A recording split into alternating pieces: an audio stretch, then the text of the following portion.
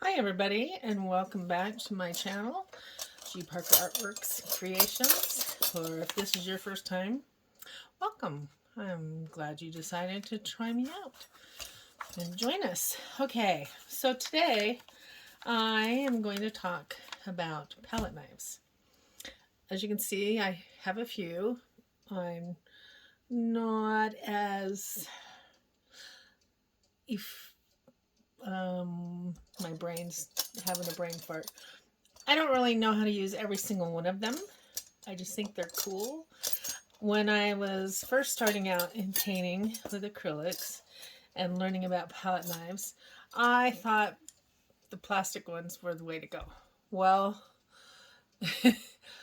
you can see how they stain, and I discovered since then that they really are not very good for if you're really intent on doing stuff, because they just don't have the flexibility.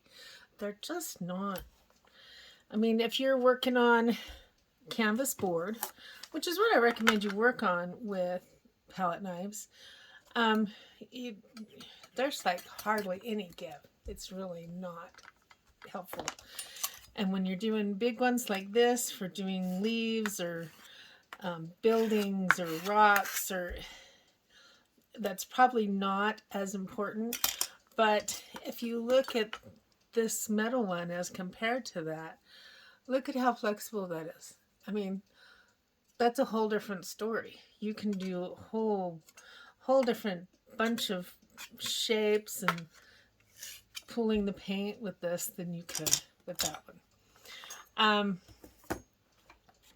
These are by that paint company I told you about when I was talking about thick paints and different acrylic paints. This is the paint that they sell the big tubes of, and it's heavy texture. I mean, they don't play around. This is heavy duty stuff. But it's pretty cool because they sell the little you get these little clips with them, and even the little clips say "Don't eat the paint," which I think that's hilarious. Just like the handle says, "Don't eat it," because I'm going to do a video later that I actually use this paint and show you what it's like. It's just, it looks like frosting. It's amazing. And it does look really yummy. So you're like, can I just stick my finger in there? But anyway, so these are theirs, and they are so big, so oversized. You're really not going to use them unless you are making stuff that is the really dense 3D type work, and that you would need these for. I have used this one because my landscape flowers tend to be bigger paintings, and so I use this one on one of my paintings. I'm thinking this one, I did try to use it. Obviously, you can see I didn't get all the paint off. They're usually a little easier to keep clean than this. I'm obviously have not been as good at cleaning my palette knives as I should be. And especially this one. That's, This is one that's really interesting. If you look at how flexible it is, these ones I think would work okay with regular canvas because they give enough that it's not going to be like you're poking a hole in the canvas. Some of these you'd be poking a hole in. I mean, this is metal, but there's no give to this. This one would not be good on canvas. I think it would be like using plastic. But some of these other ones, they're pretty flexible, so you'd be able to do. But especially this one, like I was saying, it's really nice and flexible. These larger ones are good for like background. When I'm doing my landscape ones, they're a good size. I do like 36 by 20, 24 by 16. I mean, I do some bigger ones, and they're not as big as some people. They get crazy 5 feet, the feet size. But these are good for putting on the background, because when you're doing a little painting, I mean, like this, I can't imagine really doing a palette knife on a small canvas like this. But I mean, look how fast you would cover that with one of these. So the bigger ones are handy for that. I actually use, sometimes I will use the great big plastic one to really slather the paint on there, because I just want to get the background on, and then I'll focus on what's going on top of it.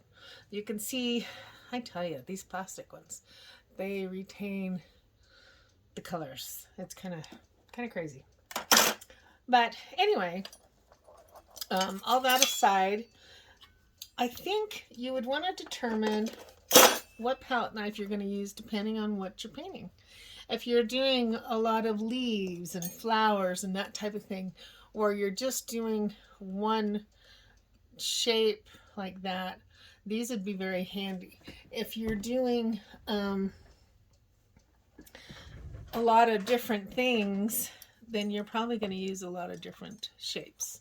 If you're doing straight lines like this one where it doesn't have any give, this would be good for making sure you got those straight lines in there. You might have seen some paintings where they're actually scrape off the paint. This would be good for that, to get those lines in there in the paint when you have the thick paint. This one I love because of the round tip on it, and this is good for doing petals and stuff. Because like I said, I do a lot of flowers pictures that way. But I would imagine, it just occurred to me, this would be good for water, for waves. So I might have to try something like that. But I've used this one for leaves. So I think the most part, if you're going to start using palette knives, is you need to go through and pick a couple of basic ones and try your hand at. There's lots of videos out there that teach how to do stuff, and they'll show you the proper way to hold them, what you want to do with them, how to load the paint on them. I am not an expert by any means on palette knives, but I did want to show you how many different kinds there are, how many different brands there are, and you'll want to make sure that you don't get a really cheapy one. I have had this one for a long time, and it doesn't even have a brand name on it or anything. So I'm not even sure where I got it. I might have got it when I was back in college, so I don't know. And then these ones that have numbers on them, that might be good to know. If, you know, usually in paintbrushes and stuff, the larger the size does indicate the larger the thing. The paintbrushes, the smaller they are in number, the smaller the paintbrush is. So it's not like some things where the larger it is, the smaller it is. But hopefully this has been helpful for you. And you'll come back when I do paint, when we look a little bit about how to do paint with palette knives. Anyway, if you've liked this and it's been enlightening, give me a thumbs up, and that'd be great. And be sure and come back and visit again. Thank you very much.